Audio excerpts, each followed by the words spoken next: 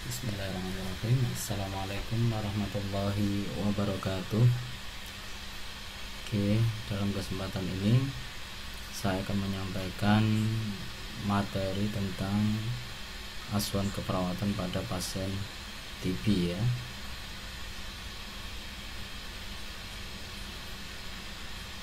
Oke.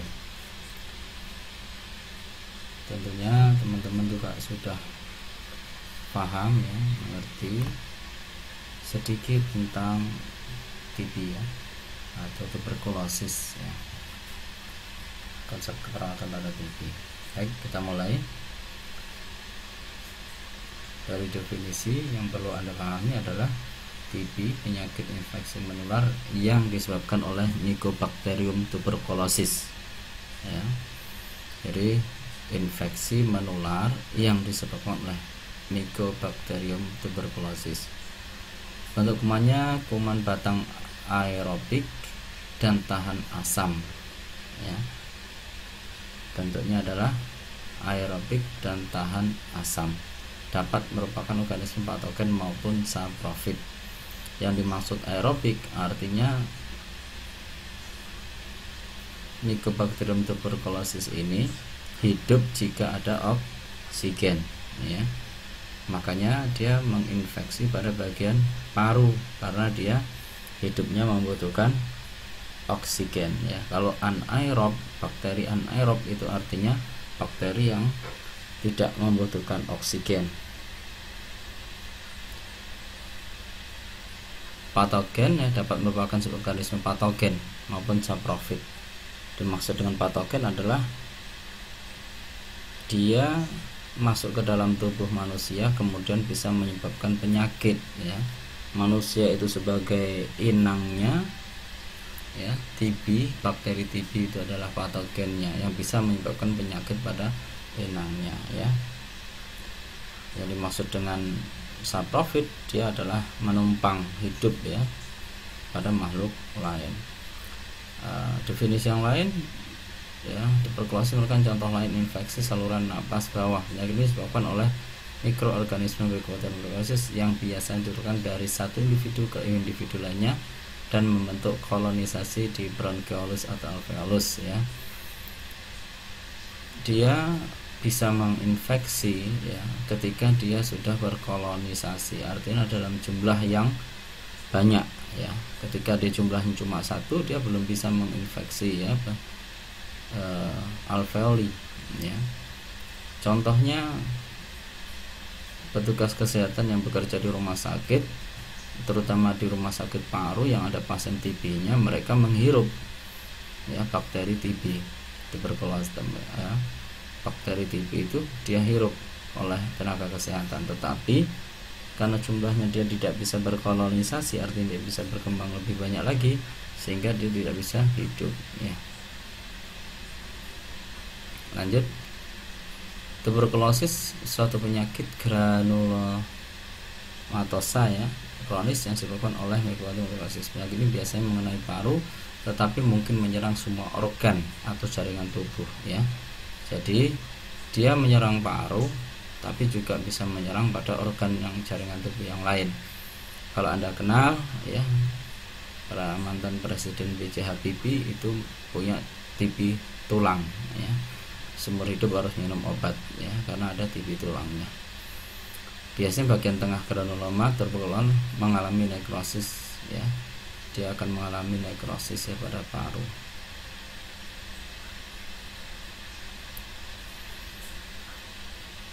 Lanjut ya, dari epidemiologi ya. Indonesia menempati urutan keempat ya dari jumlah total ya terinfeksi TB ya, lumayan. India menempati nomor 1 karena memang cara hidupnya yang cukup aneh. Cina penduduknya padat, Afrika Selatan, kemudian Indonesia ya.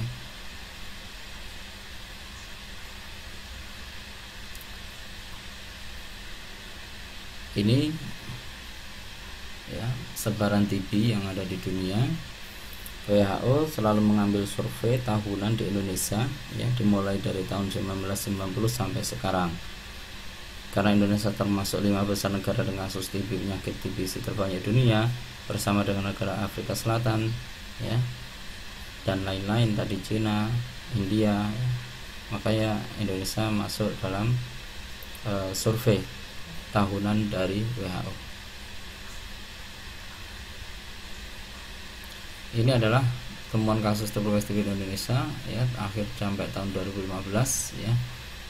Jumlahnya masih banyak ya, di atas 330.000 kasus ya, di Indonesia.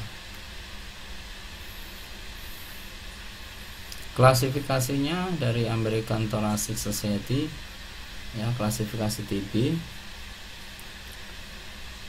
0 itu belum terkena atau paparan infeksi ya, artinya ada klasifikasi TB 0, artinya belum terkena atau terpapar atau terinfeksi oleh bakteri TB, tetapi dia masih dalam pemeriksaan.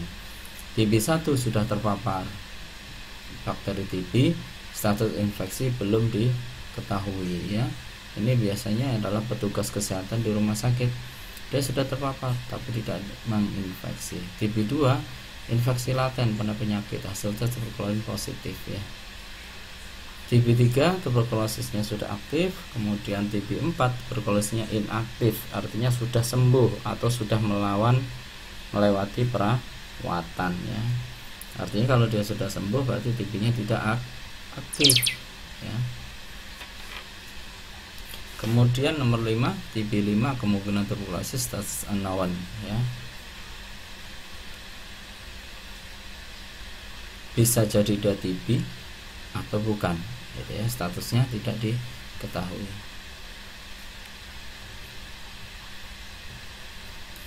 Etiologi dan faktor resiko pada orang dengan TBC ya.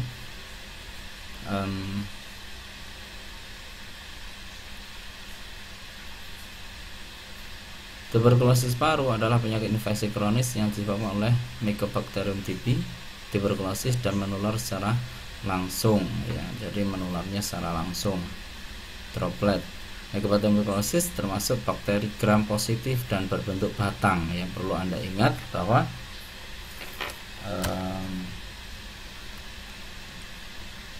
kuman TB itu berbentuk gram positif dan berbentuk batang ya, seperti batang sosis ya. Umumnya Mycobacterium tuberculosis menyerang paru dan sebagian kecil pada organ tubuh lain. Jadi paling banyak TB itu menyerang paru yang paling banyak ya, baru hanya beberapa kecil ya, sebagian kecil yang menyerang organ yang lain ya.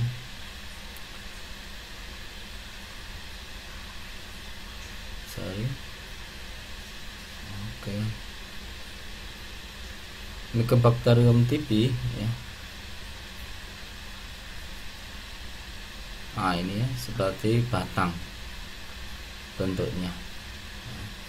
Ini namanya bentuknya seperti batang, dan dia lebih banyak menyerang pada paru ya. Etiologi TBC kemudian mempunyai sifat khusus, yakni tahan terhadap asam pada pewarnaan. Hal ini dipakai untuk identifikasi secara mikroskopis sehingga disebut sebagai basil tahan asam, namanya BTA ya. Perlu dipahami bahwa kuman TB ini mempunyai sifat yang khusus, dia tahan terhadap asam ya. Untuk mengetahui mengidentifikasi, makanya dia disebut dengan BTA, basil tahan asam. Kemudian Mycobacterium tuberculosis cepat mati dengan matahari langsung, tetapi dapat bertahan hidup pada tempat yang gelap dan lembab ya. Artinya ketika Anda membawa ya, menempel pada baju Anda kuman TB, ketika Anda keluar ke tempat yang panas ya, secara langsung dalam matahari dia akan langsung mati. Tetapi jika dia tetap berada di tempat yang lembab, gelap ya, dia bisa bertahan hidup. Nah, ketika dia harusnya rumah sakit yang ditempati oleh pasien TB itu harus memiliki ventilasi yang terbuka dan terkena sinar matahari baik sore pagi maupun sore hari. Sebaiknya itu ada di lantai 2 jika rumah sakit tersebut memiliki 2 lantai. Kuman ini juga memiliki sifat khusus lain, yaitu doorman.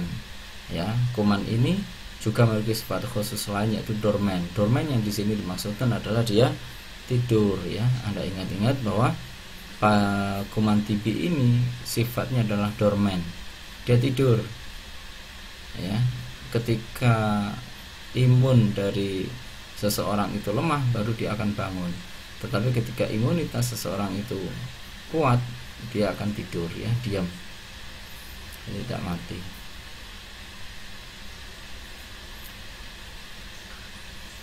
Sumber penularan adalah penderita tuberkulosis BTA positif pada waktu batuk atau bersin. Ya, penderita menyebarkan kuman ke udara dalam bentuk droplet, ya, tapi tidak seganas virus corona. Ya, droplet yang mengandung kuman dapat bertahan di udara pada suhu kamar selama beberapa jam. Suhu kamar artinya suhu sekitar 28, ya, 28. Kalau lebih suhunya 28 itu dia bisa bertahan di kamar. Artinya jika Anda satu kamar dengan orang TB kemudian dia droplet batuk, Anda bisa bertular, ya. Ada kemudian droplet ini, ya, alurnya.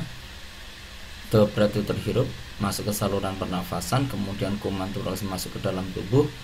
Kuman tuberkulosis menyebar dari paru ke bagian tubuh lainnya melalui sistem peredaran darah, saluran nafas, atau menyebar langsung ke bagian-bagian tubuh lainnya. Daya penularan, ya, dari seseorang penderita ditentukan oleh banyaknya kuman yang dikeluarkan dari parunya. Artinya pada saat batuk, ya, Anda ingat-ingat bahwa ketika orang itu batuk, ya, seberapa banyak kuman yang dikeluarkan. Nah, itu yang bisa menularkan. Makin tinggi derajat positif hasil pemeriksaan dahak, makin menular penderita tersebut. Artinya hasil dari dahak atau sekret dari si orang penderita TB itu semakin banyak BTA-nya, BTA positifnya, maka semakin menularkan orang tersebut. Bila hasil pemeriksaan dahak negatif, tidak terlihat kuman, maka penderita tersebut dianggap tidak menular, ya. Kalau dahaknya BTA-nya negatif, dia tidak menular, ya. Faktor risiko TB,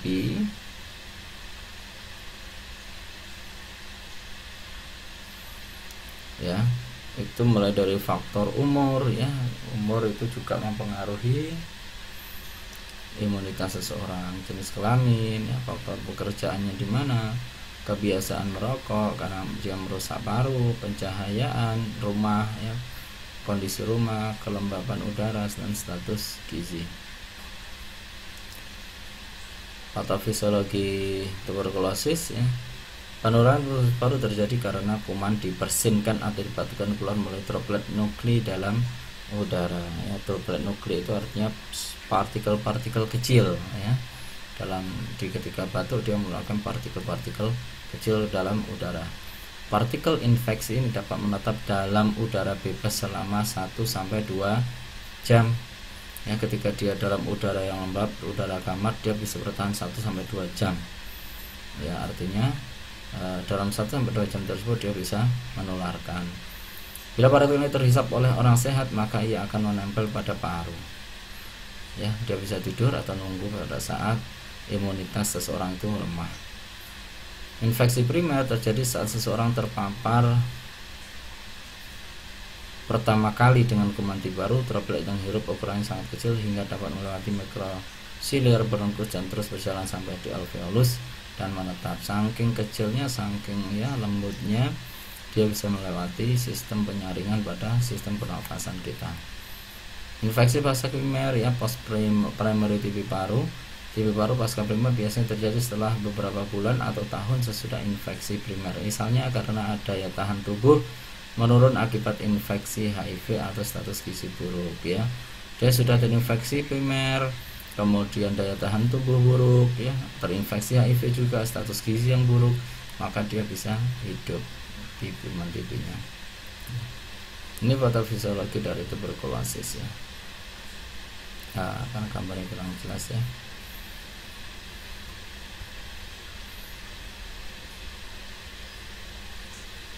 Ada primary tuberculosis, ada secondary tuberculosis ya. Kalau secondary itu adalah reinfection, infeksi berulang, sedangkan primary adalah cell mediated hypersensitivity response ya. Artinya dia pertama kali dia terkena virus, bakteri TB ya. Penderita TB ya, aktif, bersin, kemudian droplet menghirup ya, nuklei tadi, droplet nuklei, bakteri menyebar, itulah proses penularannya. Bakteri ya menyebar dari paru-paru melalui sistem peredaran darah, saluran nafas, atau menyebar langsung ke bagian-bagian tubuh lainnya, tergantung dari daya tahan tubuh seseorang ya. Patogenesisnya, orang yang terinfeksi bersin dan mengeluarkan droplet dibawa oleh sila ke bronchiolus terminalis dan alveolus. Kemudian makrofag alveolar menangkap hasil, terjadi peradangan, infeksi dengan infeksi T, diferensiasi makrofag, kemudian dari granuloma ya. Granuloma itu ada lesi ya, ada perlukaan, kompleks gon, lesi primer, kemudian sekresi sitokin. Sitokin ini adalah senyawa organik hasil sekresi yang berpengaruh pada sel lain atau berfungsi sebagai sinyal komunikasi. Aktivasi makrofag, jadi sel sekresi sitokin ini untuk mengaktifkan makrofag untuk membunuh basil dalamnya. Dampak sembuh total dapat menjadi dorman tidur ya. Manifestasi klinis TB ya. Gejala utama TB paru adalah batuk lebih dari 4 minggu dengan atau tanpa sputum ya, batuk tanpa dahak ya, tanpa skrit. Malaise artinya lemas ya. Kemudian gejala flu, demam derajat rendah, nyeri dada, dan batuk darah. Secara umum ada 4, yaitu tahap asimptomatis gejala TB, yang kedua gejala TB paru yang khas, kemudian stagnasi dan regresi ya, artinya tidak ada perkembangan tentang TB. Asimptomatis itu tanpa tanda dan gejala, eksaserbasi yang memburuk ya, artinya dia kambuh kembali dengan kondisi yang lebih buruk dan gejala berulang dan menjadi kronik.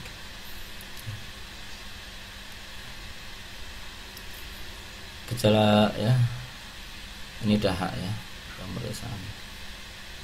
pemeriksaan TB yang pertama adalah dahak ya. Dahak ini pemeriksa dahak secara mikroskopis pada 3 spesimen yang dikenal dengan istilah SPS, sewaktu pagi sewaktu ya, artinya sewaktu itu kapan saja, kemudian pagi hari pada batuk yang pertama, dahak yang pertama, kemudian sewaktu lagi. Dahak yang balik untuk memeriksa adalah dahak yang mukopurulen, nanah berwarna hijau kuning kekuningan, bukan ingus juga bukan ludah, jumlahnya 3-5 ml tiap pengambilan. Dahak yang dibutuhkan adalah untuk pemeriksaan adalah dahak yang kental ya, yang kuning bukan yang bening. Pada orang dewasa diperiksa 3 spesimen dahak dalam waktu 2 hari berturut-turut. Sewaktu dahak dikumpulkan pada saat suspek TB datang berkunjung. Pada saat pulang nanti akan dibawakan pot, kemudian pagi hari ya, pada saat setelah bangun tidur. Kemudian dahak dikumpulkan pada hari pada saat menyerahkan dahak pagi kepada pihak pelayanan kesehatan. Artinya ketika dia datang diperiksa, kemudian dibawakan pulang dengan wadah ya, tempat pot, kemudian pagi hari dia batuk pertama dari bangun tidur adalah diusahakan untuk batuk. Setelah itu dia waktu mengumpulkan ke tempat pelayanan kesehatan atau puskesmas kembali, disuruh batuk lagi untuk diperiksa dahaknya. Cairan pleura, likur cerebrospinal, ada bilasan bronkus, bilasan lambung, urin ya, jaringan biopsi, kurasan bronkoalveolar ya, bronkoalveolar. Pemeriksaan bakteriologi, pemeriksaan mikroskopis ya, pemeriksaan biakan kuman, kemudian pemeriksaan darah. LED sering meningkat pada proses aktif ya, tetapi LED yang normal juga tidak menyingkirkan diagnosa TB. Ada TB, ada uji tuberkulin ya, tes ya, mantap tes. Jika dia lebih ya dari lingkaran yang telah ditentukan, maka dia reaktif ya, terhadap TB. Pemeriksaan radiologis bayangan berawan atau radula di segmen subusal dan posterior lobus atas paru dan segmen posterior lobus bawah. Ya, gambarnya seperti berawan putih-putih. Putih-putih itu artinya tidak ada oksigen di dalam paru.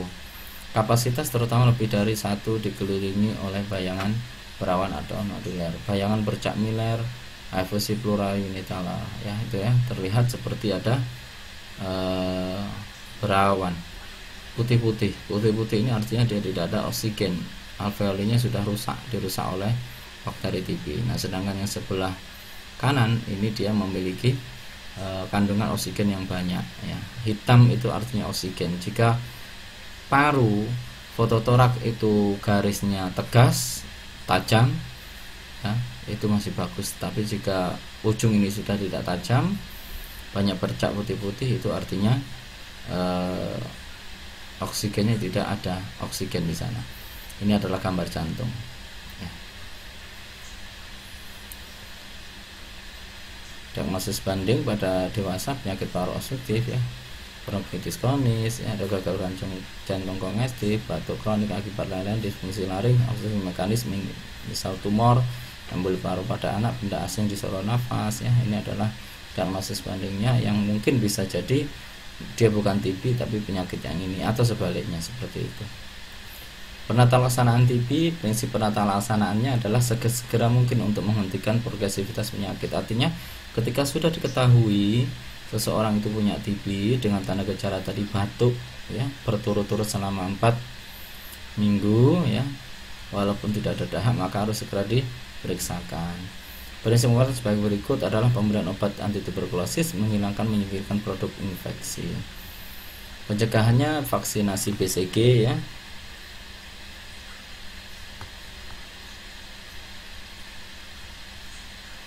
Kemudian kemoprofilaksis ya.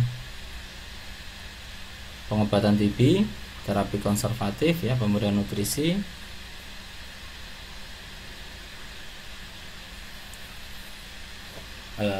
Kenapa nutrisi itu penting? Karena memang pada pasien dengan TB biasanya berat badannya mulai turun karena memang suplai oksigen yang tidak baik ke seluruh tubuh. Pemberian kemoterapi atau terapi anti tuberkulosa.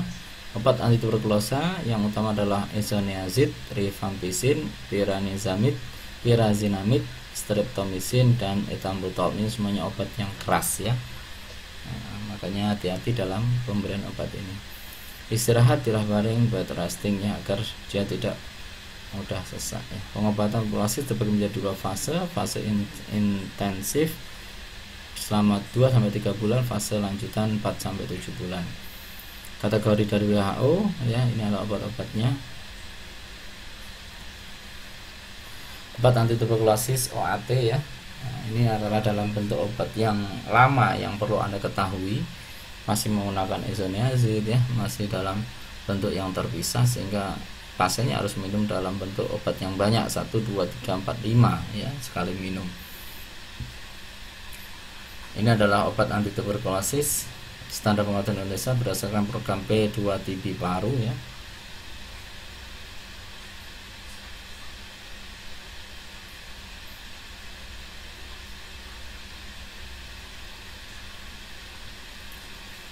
Kategori 1 adalah murni obat anti TB ya.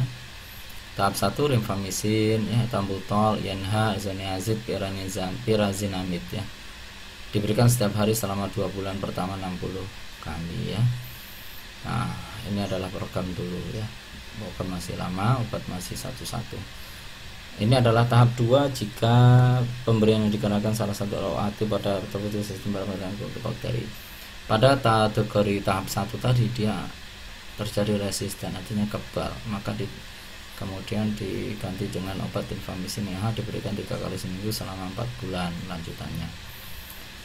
Kategori 2 ya, ini juga itu ketika sudah resisten maka menggunakan kategori 2. Perbedaannya di sini adalah ada levofloxacin ya, ada moxifloxacin ya bagi orang-orang sudah resisten terhadap obat TB biasa. Obat anti tuberkulosa ada pula rekomendasi terbaru ya untuk penanganan MDR TB yaitu dengan kombinasi 5 obat ya. MDR itu adalah multi drug resistant TB, artinya orang tersebut sudah tidak mempan dengan obat-obat biasa ya, resisten, jadi tidak mempan dengan obat biasa, maka harus dilakukan untuk MDR ini khusus. Setelah satu dari OAT ini yang pertama diketahui sensitif melalui hasil kultur resistensi. OAT injeksi untuk periode minimal selama 6 bulan. Kemudian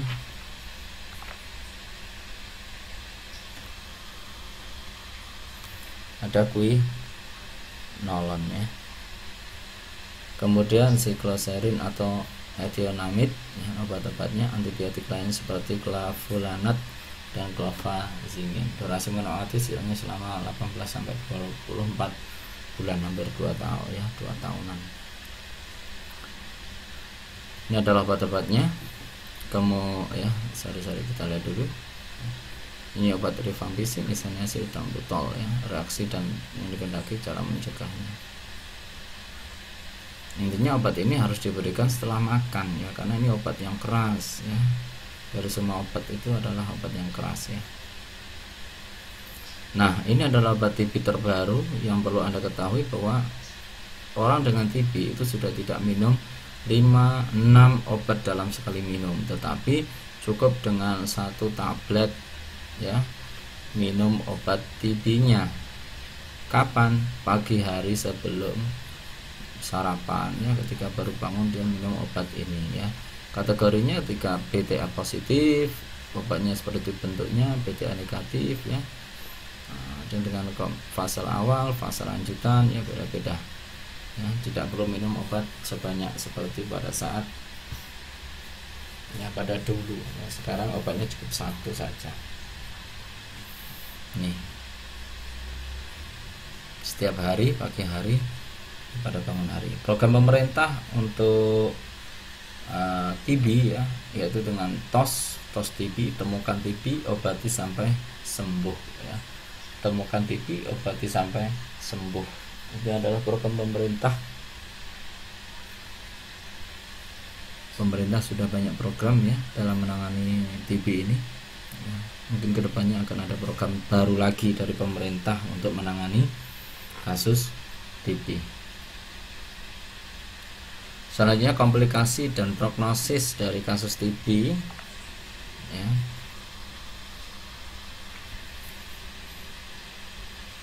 Komplikasi TB adalah komplikasi paru, komplikasi ekstra paru. Jadi dibagi menjadi 2 ya.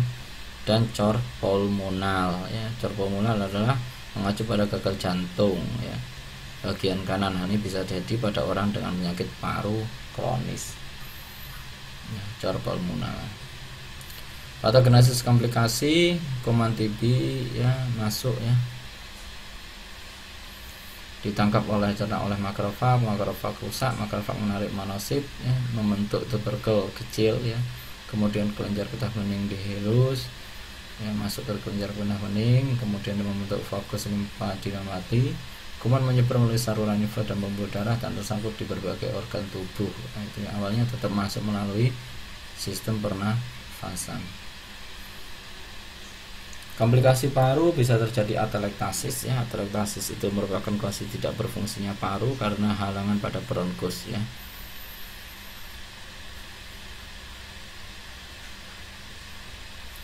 Atau pengembangan yang tidak sempurna. Kemudian hemoptisis ya. Hemoptisis adalah keadaan ketika seseorang mengalami batuk yang disertai dengan darah. Komplikasi yang ketiga adalah fibrosis ya. Proses memberikan jaringan fibrin ya. Ketika alveoli itu sudah terjadi kerusakan, kemudian dia akan mengalami proses fibrosis. Bronkiektasis itu kondisi ketika saluran bronkus yang terdapat dalam paru mengalami kerusakan ya. Pneumotorak ya, pengumpulan udara atau gas dalam rongga pleura yang berada antara paru dan toraks. Jadi ada udara yang tersangkut yang tidak bisa keluar di antara paru dengan torak di rongga pleura. Kemudian pasiennya juga bisa gagal nafas. Gejalanya, nah ini bisa Anda baca ya. atelektasis, hemoptysis, fibrosis, bronkiektasis, pneumotorak, dan gagal nafas. Komplikasi ekstra paru ada meningitis, miliar, perikarditis, peritonitis, pleuritis eksudatif duplek, TBC tulang belakang, TBC usus, TBC saluran kencing dan alat kelamin. Kemudian yang ringan ya ada TBC kelenjar limfe, pleuritis, efusi pleura dan tulang, kecuali tulang belakang, sendi dan kelenjar adrenal. Ya. Kemudian prognosis TB. Prognosis semuanya baik jika infeksi terbatas di paru, kecuali disebabkan oleh stenosis atau terjadi pada pasien berusia lanjut dengan debilitas atau mengalami gangguan kekebalan yang beresiko menderita tuberkulosis miliar. Prognosisnya ketika seseorang itu segera diketahui TB-nya, ya, ketika diperiksa pasien itu positif, PTA positif, maka harus segera diberikan obat ya TB sampai sembuh ya, mengikuti sesuai dengan kondisi bakterinya. Ketika masih positif harus tetap diberikan ya sampai benar-benar negatif ya, itu bisa sembuh. Tetapi pada orang-orang tertentu yang mungkin diiringi juga dengan masalah kesehatan yang lain, itu juga bisa menjadi komplikasi. Kemudian asuhan keperawatan pada TB paru ya, pengkajiannya, riwayat kesehatan, pemeriksaan fisik. Pemeriksaan fisik fokus pada pemeriksaan dada ya, pemeriksaan pernafasan ya, harus Anda ketahui pernafasan pada pasien dengan TB itu seperti apa suaranya ya, krakles, kasar ya suara parunya.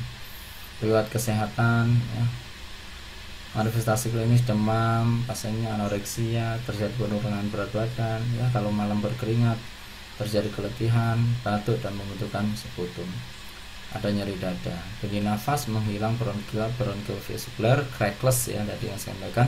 Frame itu adalah ketika ada pneumotoraks ya, ekofoni ya, hasil pemeriksaan perkusi peka ya.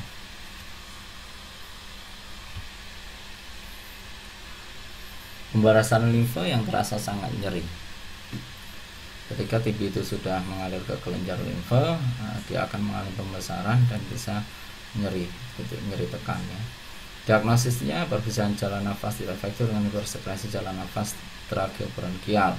Karena sifatnya adalah di benda asing masuk ke dalam sistem pernafasan, maka paru akan mengeluarkan sekret ya, sekret yang berfungsi untuk mengeluarkan bakterinya sebetulnya, tetapi justru akan membuat gangguan jalan nafas.